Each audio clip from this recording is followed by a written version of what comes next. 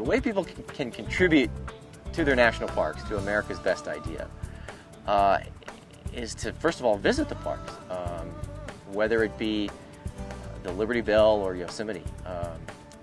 Get out and see it. Be reminded of what is great about our country. Spend some time and begin to develop that understanding, that feeling of how special these places are. And once you see it, once you understand it, that in itself will encourage people to protect America's Best Idea. People love pulling exotic weeds. We're here with a group of volunteers and National Park Service employees controlling exotic plant species. Non-native plants outcompete the native plants. They're not a part of the normal ecosystem. The wildlife can't use them. I don't think the National Park Service can survive and protect resources as we are required without having sort of vigorous interest and support from the public. I think the most important support we can get from the public is their enthusiastic enjoyment of the parks.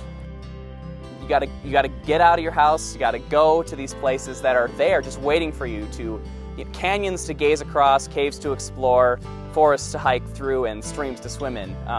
Just glorious countryside that you need to go see. Anybody can go to the national parks. It doesn't matter your race, creed, origin, country, orientation, gender, anybody can go. The best way to protect it is to start by getting to know it, see the crucial parts of it, ask the hard questions. How are you protecting this? Come and learn about the parks, learn about the problems and the challenges that parks face.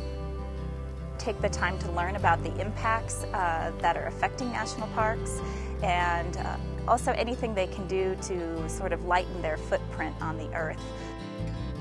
Parks demonstrate on a regular basis behaviors that people can adopt in their own lives, recycling, reducing their carbon footprint, treading lightly on the resources, respecting the resources. People can learn this in their neighborhood national parks every day. Go to parks, visit parks, support parks through work, volunteer. I certainly started as a volunteer. A great way to get a taste for it is to volunteer for the National Park Service. That's how I started. I did climbing rescue, I did falcon monitoring, I did hawk migration studies, a little bit of public speaking, some air quality work, all of that as a volunteer. I know a lot of retired couples who just love manning a remote visitor contact station during the summers, for instance. So there are lots of opportunities to volunteer. There are a lot of internships that the National Park Service has during college and after college that you can take advantage of.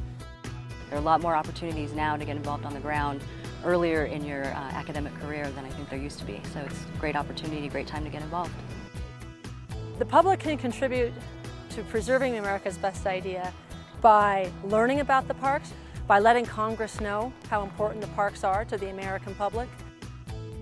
I think people care, and I think people realize that it's pretty special that we have these national parks in the United States, and many countries don't have a system like we do that for all the people. It's pretty neat, and so I think folks need to understand that any activity and any interest can be valuable.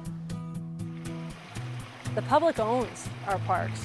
We need that. We need the public to appreciate the parks, to understand them, to value them. This is what America is. The things that it values, it protects.